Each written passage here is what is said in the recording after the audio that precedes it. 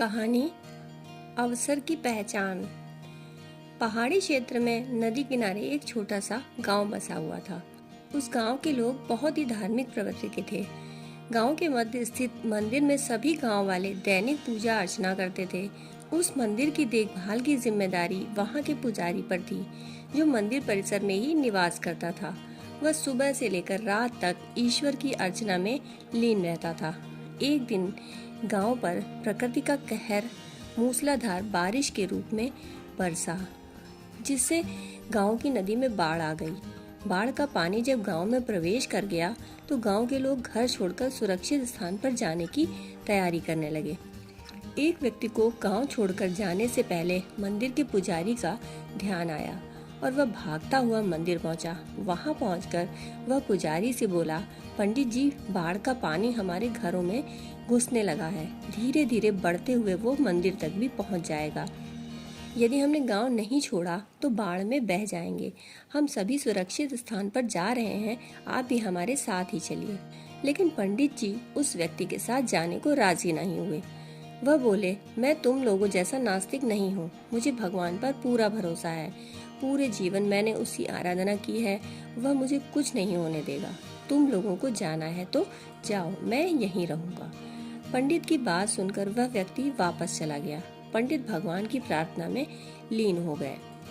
कुछ ही देर में बाढ़ का पानी मंदिर तक पहुंच गया। बढ़ते बढ़ते वह पंडित के कमर तक पहुंच गया।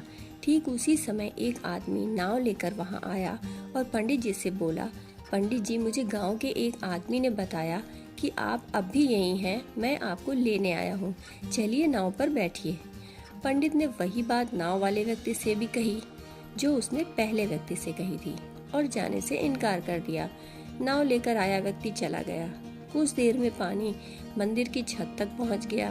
भगवान को मदद के लिए याद करता हुआ पंडित मंदिर के सबसे ऊंचे शिखर पर जाकर खड़ा हो गया। तभी वहां एक सुरक्षा दल हेलीकॉप्टर से आया और पंडित को बचाने के लिए रस्सी फेंकी, लेकिन पंडित ने वही बात दोहराते हुए रस्सी पकड़ने से इनकार कर दिया। सुरक्षा दल का हेलीकॉप्टर दूसरों को बचाने आगे चला गया। अब बाढ़ का पानी मंदिर के शिखर तक पहुंच गया।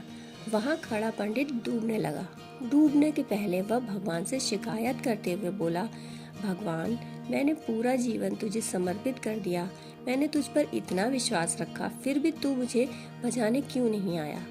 पंडित की शिकायत सुन भगवान प्रकट हुए और बोले, अरे मूर्ख, मैं 3 बार तुझे बचाने आया था।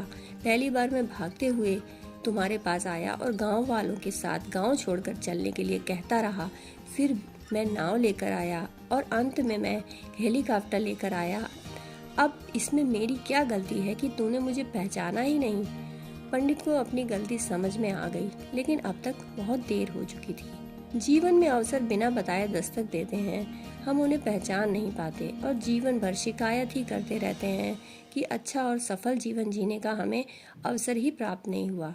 इसीलिए अवसर किसी भी रूप में सामने आए तो उसे अपने हाथ से जाने नहीं देना चाहिए। दोस्तों, कहानी सुनने के लिए आपका बहुत बहुत आभार।